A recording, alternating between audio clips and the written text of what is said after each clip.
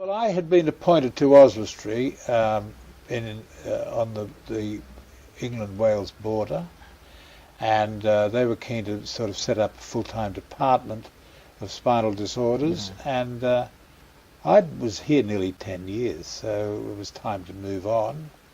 Hoddy was retiring, Arthur was... There was a change, you know, a change was... I'd done my dash here, I think, and I was ready to move on. Right? To move, and this was the best job of its kind going in Oswestry, and within the health service, but I'd been approached to run it, which was a great honour because the National Health Service usually doesn't approach you.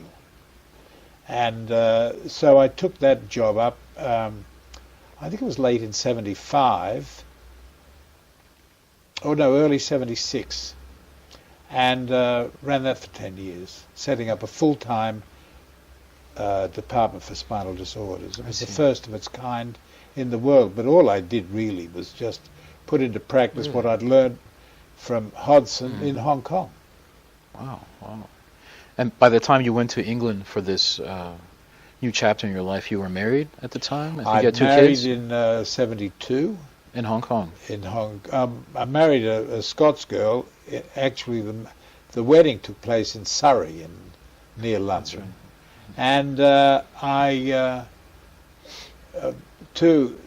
first two of my 5 children were born here at Queen Mary Hospital, where your dear wife will soon deliver. Yes, any moment now. Any moment now. Any moment yes. now. So then you relocated to Oswestry? I was in Oswestry for nearly 10 years, and how was that like? It was amazing. I mean, it was a great challenge. It needed doing. I just became totally full-time spinal surgeon then, and I really, as I said, just to put into practice everything I learnt here, which included really just how to run a department, which I thought Hodgson was very good at, which was picking people out and delegating and keeping an eye on things and being responsible and moving it along. It did become a great mecca, much as I learnt here in Hong Kong. It became a great sort of place in world orthopaedics, I think, in that period, because the anterior approach was being put into place in Britain. Anterior surgery for scoliosis, a new look at back pain, thinking of the pathological mechanisms of back pain, the nerve supply of the disc. I mean, we were working on so many fronts. It was fantastic, actually. It was a very energetic period in my life. But if I hadn't been in Hong Kong, I couldn't have done it. I see.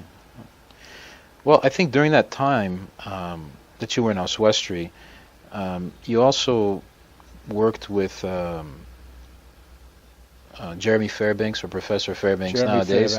And the two of you, as well as with, I think, several other colleagues, developed the Oswestry Disability Index Questionnaire, which I think is probably one of the most well-used and most well-cited outcome tools that we have nowadays for I think that's right. What inspired you to Well, to what pursue inspired me was this. I knew John Charnley, the great developer of the hip joint replacement. He was in Wigan, up near in Wrightington, near Manchester, which was an hour and a half by road from Oswestry. And I was interested in a full-time department of spines, of course. That's what I was doing in Oswestry. And he really had a full-time department of hips. And I thought, and he was an old Oswestry trained man, John Charnley. And he was the great contributor to hip joint replacement. Did you know that? Yes. Did you? John Charnley was a unique guy, very amazing man. And I thought I'd go up and see what was on offer in terms of running a full-time, how to establish a full-time department. Well, I learned a lot of stuff from him. God, he was amazing. But the thing that really bowled me over the first time, I went up several times, spent a few days there looking it over. The thing that he did was patients would be assessed pre-op. It was all just hip joint replacement, nothing else. They got a hip joint replacement. But the question was assessing the disability. You know, could they walk? Could they run? What were their activities of daily living? And he had a simple scoring system. So the patient would come in front of a panel like this, and the resident or the registrar presenting the case would say, this man is a 40% case. Now, everyone knew instantly what level of disability the guy was at, and did he or did he not qualify for a hip joint replacement because of that disability. And so everyone was thinking on one plane about, you know, they weren't confused about his level of dysfunction with an arthritic hip. It was a number, and it was a joining up of varying degrees of disability and varying functions. I thought we've got to use this in the back. And that's really how it started, as simply as that. We came back to Oswestry and started putting together a simple thing. And Jeremy took it from there, really. You know, once the seed was sown, and it was early days of computer stuff, so it was eminently computerable. So that's really where we started. And we assessed activities with the back pain, and as with your backache, you know, if you were 40, if you were 30% in this score, in the Oswestry pattern, you would be eligible for admission to hospital, investigation, possible surgery. That's where we were thinking, 30%. Now, I'm sure it's changed a lot now with different demand for surgery and different types of surgery, but that's where we were in terms of, when you were getting to 30%, you were in a fair bit of trouble, where at least surgery was being considered. So I think that was an important, I think it was an important development in assessment, no doubt. I see. And after your time in Oswestry, that was about 10 years, right?